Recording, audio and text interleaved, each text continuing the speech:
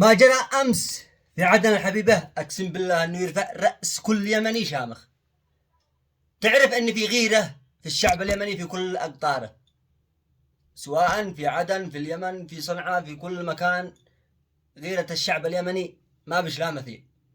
خروج بعض النسوان الذي حصل أمس، خروج بعض النساء فوق سيارة وتراقصين ومياعة ومدري مياعة، هذا مش لا في عادتنا ولا في قبيلتنا ولا من أعرافنا ولا من أسلافنا ولا في ديننا الحنيف. فالصراحة أمس لما شفت المقطع أقسم بالله سنبن شعر راسي، يعني من العزة والكرامة اللي شفتها في أهل عدن. والله والنعم فيكم يا أهل عدن. شاهدوا المقطع الآن، بنعرض لكم المقطع اللي شفناه أمس، شاهدوه وبعدين نشوف.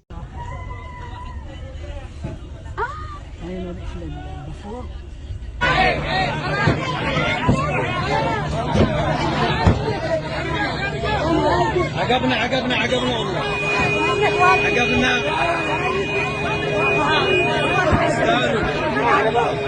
سيدي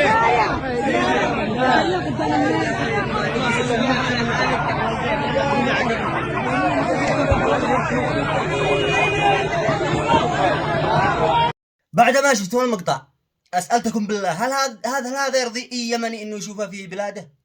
لا والله ما يرضيه. لو الحجرة مطروحة هناك والله ما ترضى بهذا الفعل. الصراحة احنا عندنا هذا الشيء لا من عادتنا ولا من تقاليدنا.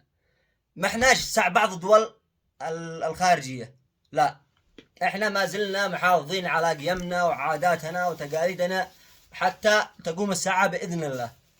وبإذن الله ان احنا نستمر بنفس هذا الفعل الذي نفعله. فهذا منظر يعني مسيء جدا لليمن وسمعة اليمن. فاحنا ضروري ان احنا نكافح.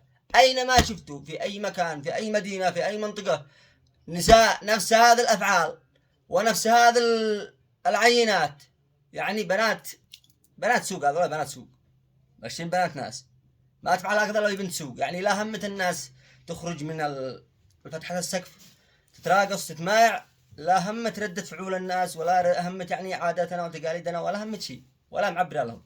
وزيد تخرج تتصايح، والناس الذي قالوا لها حاولوا يمروا بالمعروف بالطريقة التي هي أحسن، لا تصيح وتسبهم وتشتمهم وفوق هذا تتفل فوقهم. فالذي حصل ردة فعل يعني طبيعي إني تحصل. صح إن إحنا نستنكر إنه الشخص يعتدي على امرأة، بس في نفس هذه الأشياء لا الحق إنه يربيها ويربي والديها إذا ما ربوها، والذي ما يربوه أهله يربوها الناس. فهذا ردة فعل يعني طبيعي، يغلق الباب عليها يقطعها نصين، ولا تطلع تتمايع بين الناس وبين خلق الله. فهذا ردة فعل اقسم بالله اني ترفع راس كل يمني. ونوجه تحية لكم يا اهل عدن، والله والنعم فيكم، انا فوق عيننا ورؤوسنا، الله يسعدكم. واي شخص اي منطقة تشوفوا نفس هذا الفعل ولا تبقوا واحدة من هذه الاشكال، ما نشيش ولا واحدة في مثل هذا الاشكال في بلادنا الحبيبة، وان شاء الله ما بتبقى واحدة منهم. وسلامتكم. الصراحة قدي للنخاع.